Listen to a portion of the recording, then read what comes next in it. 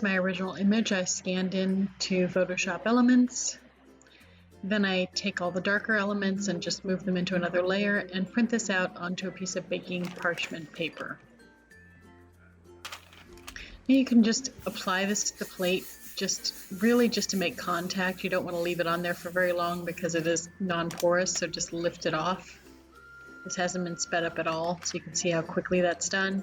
And for this example, I've just placed a piece of copy paper on top, but you could invert the plate and put it onto a fabric, or really anything smooth will get the best details.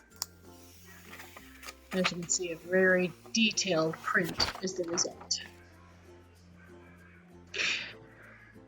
Now you can see what they look side by side. This is the baking parchment paper and one that I put over a print.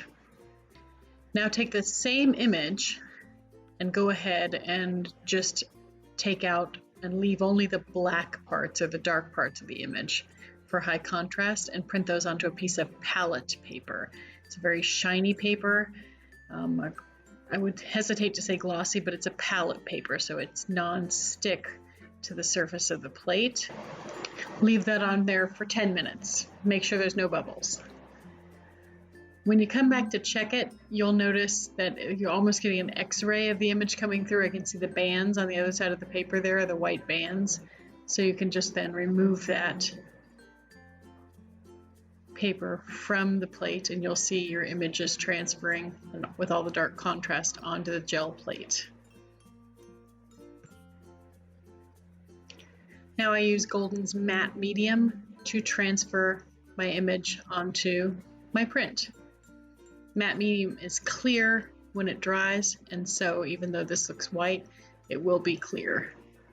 It's also matte, which means you won't have a lot of shine. You don't need a lot, just spread it out onto the plate.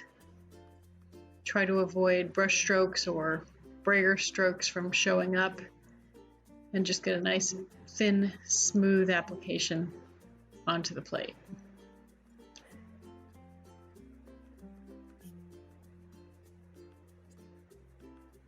So I'm really working to get rid of any marks.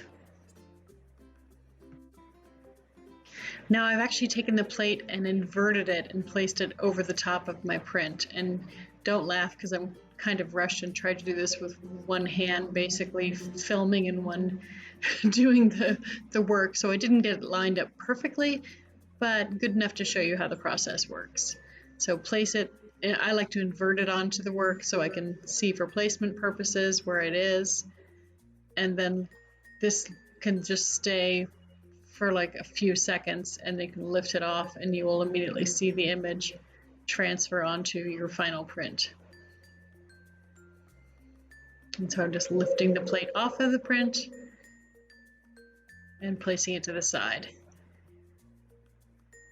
And there you go.